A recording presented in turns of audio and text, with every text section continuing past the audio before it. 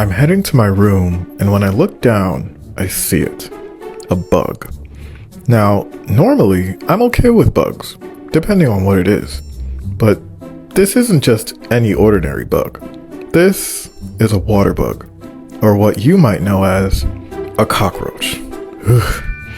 You see, my room is usually pretty clean and I don't really get any bugs in there. But sometimes, in the summer, if it happens to rain, some way, somehow, one of these water bugs finds its way into my room. And unfortunately for me, this is one of those days. Now, if this had been a fly or a silverfish or even a regular roach, I'd be totally fine and just give it a good old slipper slap and be done with it. But what's currently in my room is not just any roach. It's a water bug. Now, you probably already know what a roach is, but if you don't, a roach is a small brown insect that you would usually find in places where there's food lying around. They're pretty small and just crawl around and don't really do anything much. And because they're so small, I can easily squish them with a simple slipper slap. No problem. But water bugs? Water bugs are a completely different beast. You see, a water bug is basically the final evolution of a regular roach. They usually show up only after it rains, hence its name. But unlike regular roaches, they're much thicker, much faster, and worst of all, they can fly, which makes these bugs much harder for me to kill with a mere slipper slap, let alone get near it. I had actually encountered a water bug a few years ago in my room, and after finally building up the courage to get close enough to it to slipper slap it, it basically laughed at me for how ineffective it was, crawled under my bed, and ran me out of my room. I actually ended up sleeping in my sister's room for like a week because of it. Thank God my sister wasn't home at the time and she was studying abroad, because if she wasn't, I probably would have just slept on the couch, because I cannot sleep in a room with a water bug. Just the thought of it crawling around and simply existing in the same space as me makes me so uneasy that my mind will not let me go to sleep. So basically, the outcome of this interaction with this water bug in front of me will essentially determine if I get to sleep tonight or not.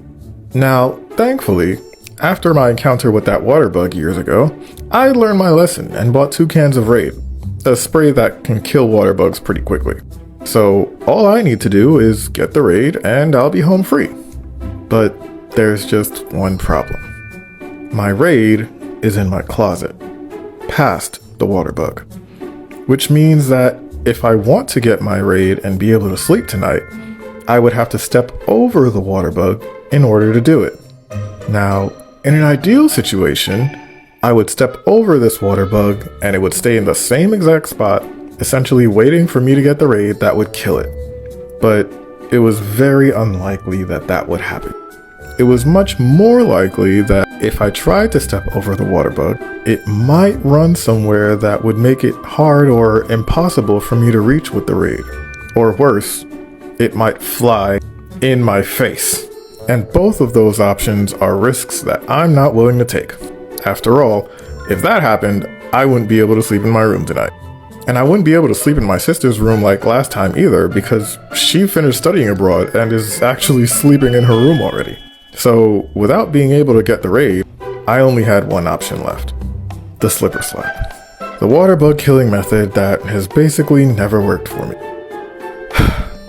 It's starting to look like I'm not going to be able to sleep tonight. But I can't give up without trying. So I'm taking off my slipper and slowly getting close to the water bug, thinking that this will probably go terribly. But as I'm getting closer, I notice something weird about this water bug in particular. It's a little smaller than the water bugs I've encountered in the past. Like maybe about a ½ inch smaller. It's not that big of a difference, but it's smaller enough for me to notice. And I don't know why, but for some reason, this gave me a bit more hope that the slipper slap would actually work.